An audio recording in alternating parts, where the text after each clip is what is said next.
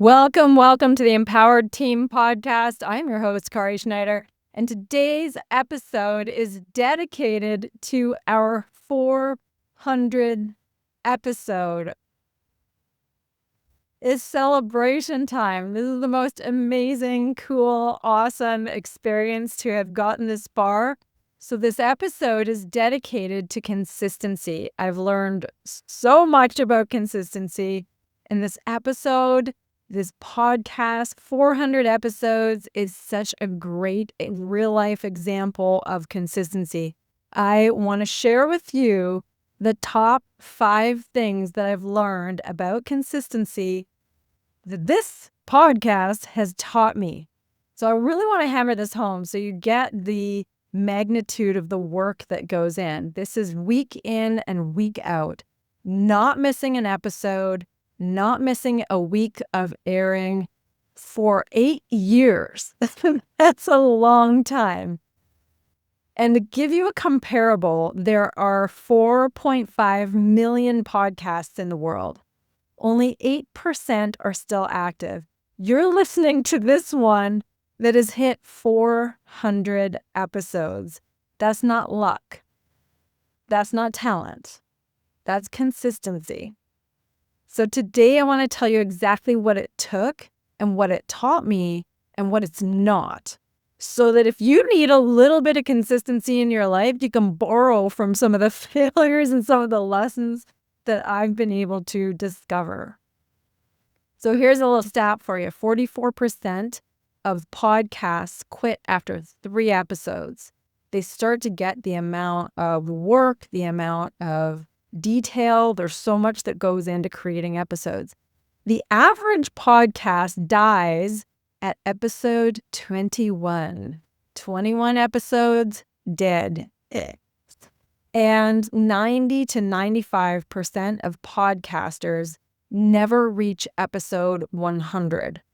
We're at episode 400, 8 years in. So wild, so crazy. So let's dive in. Top 5 things that I can teach you about consistency that this episode's 400 of them, this podcast has directly taught me. Let's go. And I've got some research to back it because I'm a sciencey geek. I love the research. It's so much fun. Stats are fun. All right, lesson number 1.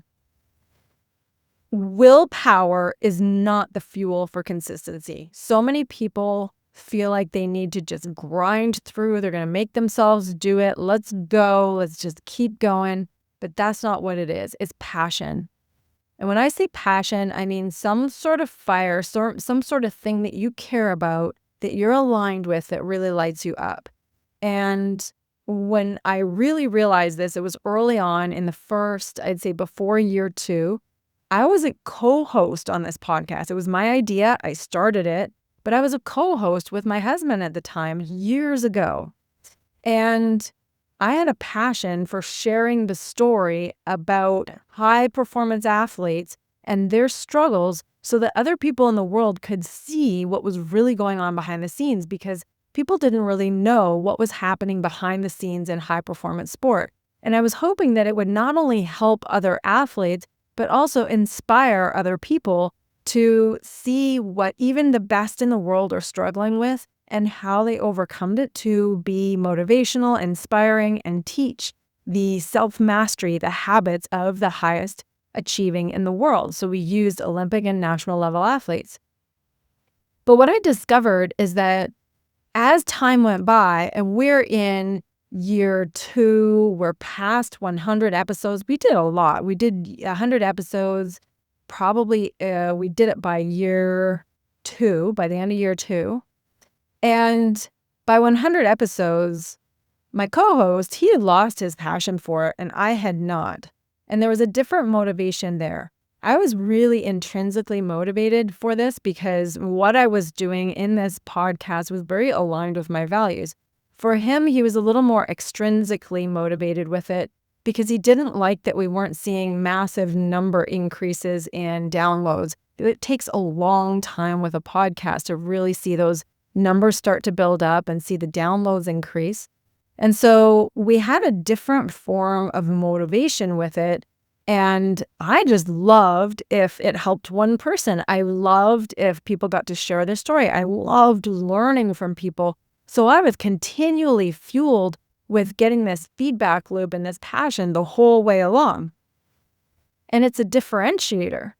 So you can be consistent at something you don't love for a while, but when you're borrowing the motivation from extrinsic sources or it's not really part of your passion, then it's going to wear out. It's going to expire, really. So passion is really, really important with consistency. Now you're going to go, well, I want to do something consistently that I'm not really passionate about. So I'll tell you more about that in another lesson, but remember that there needs to be some level of fuel, some passion for what you're doing in some form or another. Don't think that when I say this, that I am passionate about editing the video. Don't think that I'm passionate about getting the copyright or getting all of the materials together. Like, I can barely stand doing those logistics, and I often get help with that. I don't do the actual final posting of the podcast. I pay somebody to do that for me, part of my team. It's a team effort. Byron works with me on this very closely. We meet on it every single week. We work on it every single week. We study the results, the analytics. We tweak things. We work along the way. So don't think that I'm passionate about every single step, but do believe that the consistency, the result that's being made, there has to be some level of passion around this. All right, so that's lesson 1. Passion is the fuel. Consistency will drain and expire without it. Lesson number 2, consistency does not equal that it's working.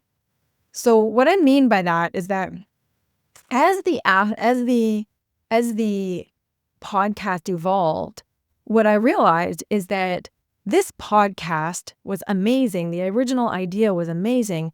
But as I evolved and as the audience evolved, what was really working better was the self-mastery habits, the teachings, the skills that I was working on and interviewing people about.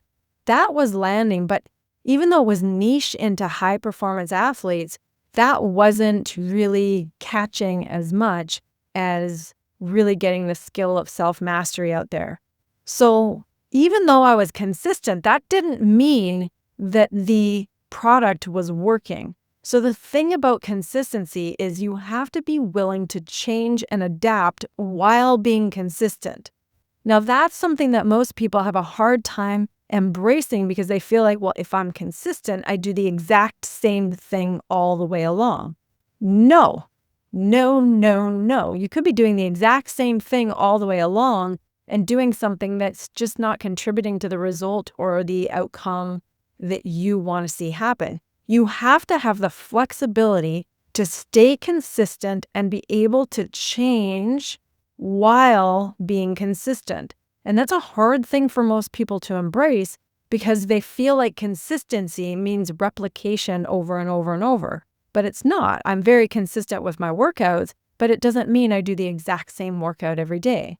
I may do a pattern of workouts, but it doesn't mean that pattern is always the same through every season of the year. But I'm consistent with my workouts. So understand that what you're consistent with has to be adaptable enough and changeable enough for it to work. And whatever your definition of work is, means whatever the outcome that lights you up, whatever you're working towards that's aligned with you and fueling the passion. Because like I said in the very first one, if your passion fades, so will your ability to stay consistent. So you have to be able to change while continuing the actions that are consistent along the way.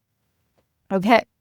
And what we did, we changed the podcast to really emphasize self-mastery for leaders instead of only high-performance athletes. So it was still focusing on high achievers, but not just athletes alone. So showing up, the action is non-negotiable. what you show up with, that thing every day, you have to be willing to evolve it. That's the important part. The biggest mistakes that leaders make is believing that consistency with a plan guarantees that the plan will work. Not usually. Most plans are, the greatest thing about them is that it sets something in motion, and then the actions and the results of those actions then tell which direction you go next in the plan, how to adjust the plan to make sure that what you want to have happen is working. So here's where I want to throw some research at you. First of all, when we talk about the passion needed for consistency, that comes from Angela Duckworth's research, and the book, which is actually up on my bookshelf, no, wrong bookshelf, over there, different bookshelf, is Grit. Angela Duckworth's book called Grit is a fabulous resource. And in that book, she's done the diving and the digging into, well, what keeps the consistency going? And consistently, love it, is the passion and the perseverance. Those two together, not just perseverance alone, the passion plus the perseverance. And then there's another thing called the self-determination theory. And what this means is that the intrinsic motivation, doing something because it aligns with your values, outlasts extrinsic motivation. And that's what the example that I gave with my co-host, because he had a different motivator than I did. I kept being passionate about it, and away we went. He didn't want to keep doing it, and so I kept it going on my own, and we weren't co-hosts anymore, which worked great because I loved it. He didn't want me to keep doing it because he didn't see the value in it, but I saw massive value in it, in what I was able to provide other people as a resource, and how I felt doing it, not only learning from the guests, but also providing information to the audience. So it was amazing for me. And now when we go with the lesson number 2, the consistency does not mean that it's working. If we look at the research there's a person who wrote Unhinged Habits, Jonathan Goodman. And what he talks about is how consistency alone rarely produces the breakthroughs. The true progress requires phases of routine and phases of recalibration. And that's exactly what I'm talking about, is that there has to be recalibration. And in neuroplasticity research, habits that survive are the ones that are connected to these feedback loops, not just repetition, so not replicating all the time, but rather getting a feedback loop that then gives you the information of, how did this work? Is this going in the direction that I want? And on that note, I would love to really emphasize that, well, I'll share this as a bonus at the end. We'll stick with these for now. So a question that I'd like to prompt you with on these first 2 lessons, one in the first lesson, is what are you being consistent at? Is it out of obligation? And would you still do it if no one was watching? That's going to allow you to see whether it's intrinsic or extrinsic. Okay, so is it a workout? Is it date night? Is it your one-on-one meetings with your team? What is motivating you? Take a look and you'll see whether or not it's easy to be consistent or not.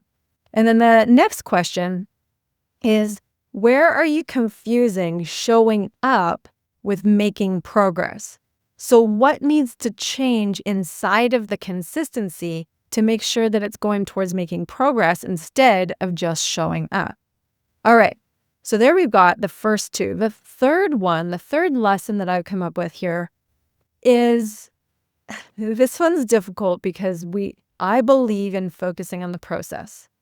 However, the result, the outcome, is the reward. And I want to really emphasize this one and distinguish. Yes, I want people to focus on the process. I've learned this for years with thousands of human beings, many of which in the highest level of sport and in business as well. And what I've discovered is that when people are overly focused on the result, then they really get hung up with how to get there and they're not able to stay consistent or take the actions that are needed to be taken. However, when we recognize that the problem that comes in when people are told to focus on the process, then they believe they're supposed to get some sort of joy out of the process. Some people do and some people don't. Sometimes I have joy in the process of making a podcast episode. Sometimes I don't. But the real reward is reaching 400 episodes. The best reward ever is when I get feedback from someone. I got an email the other day and it said episode whatever. And they put in, when you say a sentence, but there's periods in between every word? I hung on every word. That was me. When I receive an email like that can bring me to tears. That's the result. That's the outcome of someone being impacted by all of that work that's gone in. Because it's not just that one episode that impacted that person. What really impacted that person was all the work that I put in, and then that's the outcome. So the outcome is a reward, even though we have to focus on the process. Remember that the result, the outcome, is this thing that goes, yes, it's part of the feedback loop. So I don't want your expectation to be there thinking that the consistency feels good all the time. It just doesn't. So much of the consistency feels crummy, or like you don't want to do it, or like you don't know why you're still doing it. It ends up being the outcome being the reward. Now, the example I would give again, because it's low-hanging fruit for me, and it's the gym.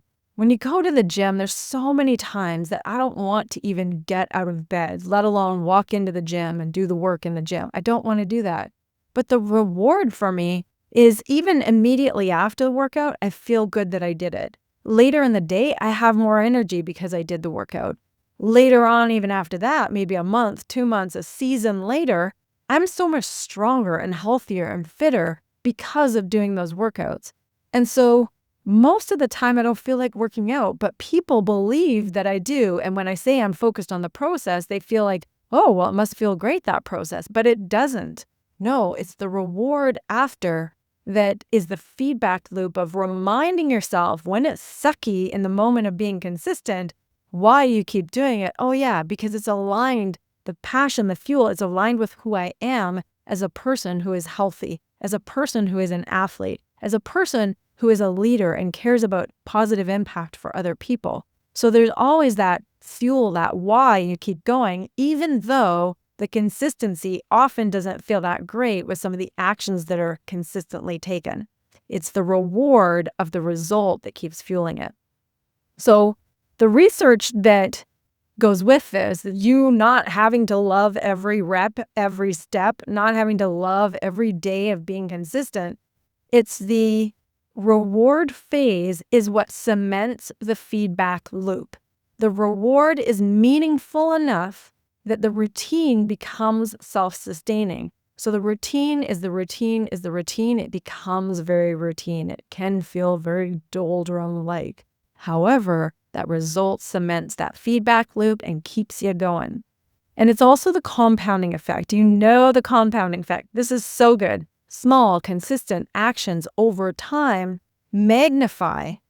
And 400 episodes of learning, interviews, research, that's not just content putting out there. That has magnified into who I am. It has magnified into how I coach and how I can deliver to other people. It has expanded my knowledge and continued to stack until I'm at the point where I've literally forgotten more about high performance techniques, about self-mastery than most people know in a given career or lifetime, because I've put work after work after work and learning into it. So here's a question for you on this one, where you're looking for some reward from the result. Are you focused on loving the process, or are you clear on what the process is building for you? Which one actually sustains you? Because there's lots of times that most people don't love the process, and that's okay, even though we need to focus on doing the process. All right, lesson number 4. Here we go. Consistency builds on one thing that leaders, high achievers, high performers cannot buy, and that is trust, and specifically self-trust. This is so key. If I look at 400 episodes, I look at 8 years of doing this week after week after week. What it taught me is that I'm doing follow through over and over. I had to follow through with completing all the steps of an episode. It's one thing to record something, but then you have to process the transcript, and then you have to make sure you've got some copy so that it goes with the show notes, and that you then have something to send out as an email, and you can promote the podcast, and then you make yourself some clips, and then it has to get actually sent out to the RSS feed for the company that releases it for you, whether you're putting it on Spotify or iTunes. On and on it goes. One episode takes so many steps. The process of it can be exhausting just to think about all the steps that have to happen. Now, by following through on those steps, by following through with the people that we book for interviews, by following up with them after the fact when we go to air the podcast, which might be 3 to 6 weeks after we've recorded it, all that follow-up, all that follow-through starts to build up into trust, into trusting myself, trusting my own word that I'm going to keep following up. I'm going to keep following through. I'm going to keep having my own back. I believe myself every time I'm going to do these things because I've done it hundreds and hundreds of times. And the podcast is what I'm using as the example, but it flows over into other things into life. When your brain starts to see you being so consistent and high performing in one area, it becomes easier to do so in other areas. It's a really, really key thing. I end up making deposits on my own credibility. Every promise I kept to myself, every promise you keep to yourself, builds the belief that you're someone who follows through. Every broken promise chips away at that. But when you're following through, you start to believe in yourself more and more, and that you can trust yourself every single time that you're saying you will do something. This is the question. Well, let's do a little research here. So self-regulation research. Discipline is the cornerstone of self-regulation, and it compounds. The more you follow through, the more capable you believe yourself to be. Now, that is actual data from research that's been done by Baumeister and Vos. Identity-based habits. Now, I've referenced James Clear in Atomic Habits over and over again. It's from this book. You don't just do something. Like, I don't just do the podcast. Eventually, I become a podcaster. And if you look back at the series on action, the identity keeps fueling what you're doing. If I believe I'm a podcaster, I'm going to keep doing the things. And it took probably 4 years before I even started to consider to call myself a podcaster. I would say I'm doing a podcast. I wouldn't call myself a podcaster. I would say I'm doing this podcast. And now it's part of my introduction if I'm doing a keynote speech. Now I say that I have a podcast, and I'm proud to say that it's 300 and some episodes long at whatever stage it was at, or 300 and some episodes deep. So it becomes something that becomes who you are. So the question I have for you is, what promise to yourself are you breaking consistently, and what promise to yourself are you keeping consistently? So what is it costing you or building you in self-trust? Take a look so you can see what your promises or your consistencies towards yourself are creating in your life. It's a really powerful thing. All right, now we're going to go to lesson 5. Whoop, whoop, whoop. Purpose outlasts motivation. Now, this is different than the passion. The passion was about the intrinsic motivation. Purpose tends to be something larger than that, something that's larger than yourself. This is the bigger picture. If you look at back when I started the podcast, the purpose of it evolved, but the why behind it never changed. Impacting other people positively with stories of overcoming, impacting people positively with self-mastery skills and teaching those, that never changed, even though the topic of high-performance athletes moving to high achievers in business or in life, that is what changed. That's what evolved. But the purpose overall typically has to do with something that's larger than yourself. The why for me is the helping other people, making a difference. I love growth. I love learning. I love positive impact that I can put out there for others. But the bigger picture is that it makes a difference that's beyond myself. That if I make a difference to 1 or 2 or 5 or 100 people, then they make a difference to maybe 1 or 2 or 5 or 100 people. And that has a positive ripple effect potentially on the world. This is my contribution to what I can do in the world. It's bigger than I am. So I use what I can to realize that it can go further than what I can on my own. And I'm using a platform as a podcast. So the motivation is like a weather system coming through. It comes and goes. Sometimes I'll feel motivated. Sometimes I'll have all kinds of ideas, and sometimes I won't. The purpose is the bedrock. The purpose is that I am out here to make positive impact. That is part of who I am. That's my purpose in the world. That's not going to change. This is simply one of the ways that I do that. And so it doesn't matter whether I'm motivated one day and unmotivated the next, because I'm going to do this no matter what. So your passion might be the why that aligns on the day-to-day basis, so you can keep remembering why you're going to do it even though you don't feel like it. But your purpose is a bigger picture thing. It's always there. The research behind this talked about the long term. So Angela Duckworth, again, in her book Grit, refers to the research on long-term achievers, not just high achievers, but long-term achievers. And when they connect their work to a larger purpose beyond themselves, that's one of the reasons they stay long-term achievers. Now, the other data that shows up is that shows that grow 3 times faster share one trait: consistent publishing. But the ones that sustain long-term are purpose-driven, not metrics-driven. Mine has been purpose-driven. The metrics are there. Yes, the metrics have grown, but not like some skyrocket. They've slowly grown over time. But I love what I'm doing so much that I haven't paid as much attention to that as making sure that there's a solid message going out that people can use to help themselves in their world. So consider that with whatever you want to be more consistent with.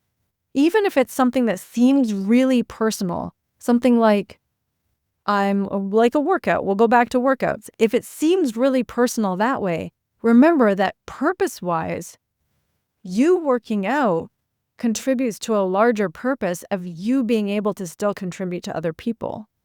When that's there and you realize that you not working out doesn't allow you to continue on impacting other people, then you can see and make the connection.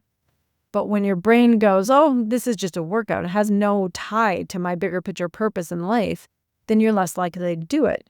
So make the connections with your consistency in different things and how it ties to your purpose in the world. So when your motivation is completely gone, what do you stand on?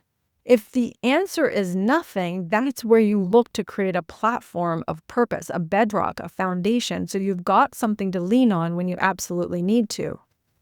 That's the self-trust. That's the work. Now, here's the bonus. The bonuses in this is tied to one of the first lessons, and it's lesson number 2, and it's consistency doesn't mean it's working. So one of the ways that I helped myself with this so much is I wasn't going for 400 episodes or 200 or 100 or 500. I was going for the honor of just doing it for the season. I made the promise to myself that I would do this for 6 months and then redecide if I wanted to keep doing it, because I had a rule. And the rule was I had to still love it. If I didn't still love doing this work, then I wouldn't keep doing it. Period. Done. Easy decision for me. And because of that, then I got to redecide at 6 months. Another 6 months would go by, I'd redecide. And every January, I would for sure take a look at, am I going to keep doing this? And I would redecide. But when I redecided, I would only go, okay, I'm going to make sure that I'm committed to this for the next 6 months. Once that decision was out of the way, there was no ambiguity. It's like, I'm in. And I trusted myself. So I'm in, and here I go. Now, I reserve the right to redecide. We're at 400 episodes. I'm not promising you there's going to be 500 episodes, that we're going to go another 100 episodes or a couple of years. I'm not promising you that at all, because I'm honoring myself first and my purpose first, and I may find other ways that I love more in living into my purpose. But I know right now that I'm going to go for another 6 months. In 6 months, I may not want to keep going, and that's okay. But it feels so good to me, and it's so much easier to stay consistent when I've only made the promise for 6 months. That is easy to keep following through for me. So for you, it might be a week for whatever you want to be consistent in. Maybe it's one-on-one meetings. Maybe it's 6 months of that, or a quarter. And whatever it is, do something you feel amazing about. Yes, it's a hell yes. I can do that for that amount of time, and away I go. Then it's going to help you stay consistent by looking at, it's not a forever thing. A forever thing can feel so draining, or some target that feels, no, it's just I'm committing to this for 6 months. And if I still love it, then I'm going to keep going. Now, in that 6 months, I might set a big reach goal, like 50,000 downloads in that 6 months. And it might be really hard to achieve, but that's okay. That might feel like more of a push, more of a challenge, something I have to change more within my consistency, but that's all good. So before we wrap this up, 400 episodes doesn't mean that every single episode was my favorite. 400 episodes doesn't mean every interview was my favorite, or that every one of the episodes was high, world class, or fabulous, or great. And it wasn't always easy. And I didn't always feel like it. But I did always have the passion to keep going, because I believed in what this can do for people and providing that positive impact. I was willing to evolve along the way. And I found the reward so worth it that those days I didn't feel like doing those reps, I could still do them. And every time I showed up, I built more and more trust in myself, just a little more. So my purpose to serve, educate, help people become more, that never changed. That stayed consistent, and that allowed me to stay consistent. And this isn't a podcast strategy. This is a life support for the consistency or the routine that you want in life. It's a leadership strategy. And it works the same way in your business, in your relationships, your team, your life. It will work the same way. So here's that 5 lessons again. I'll wrap up with it. Number 1, passion is the fuel, not willpower, passion. That is the fuel. Number 2, consistency. Not just that doesn't mean that it's going to be working all the time. Consistency, you need to have that with some adaptation and with some change along the way. Just because you're consistent doesn't mean it's going to get the result that you want. So remember that. The reward ends up being this outcome or the result. It has to be a good enough reward that it keeps fueling the feedback loop of having the consistency routine be worth it. So make sure you're really, really aligned with that reward. The thing that consistency builds that leadership cannot buy is self-trust. Self-trust is critical. That's number 4. And number 5, the purpose, the bigger picture impact. The something greater than yourself outlasts motivation every single time. Remember, this is about something bigger than you. Even if it's your workouts, even if it's something that it seems like no one will notice, it's about something that's bigger than you. Okay, this is a big one. Celebrate with me.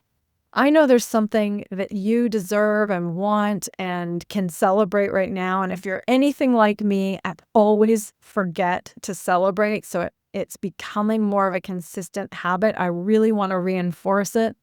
So yay to 400 episodes and yay to you for something that you'd love to celebrate. Pick something. Maybe it's getting up and getting outside today. Maybe it's a one-on-one meeting. Maybe it's, hugging your family member. I don't care what it is, but celebrate that thing that you want to be more consistent with because it deserves a little celebration.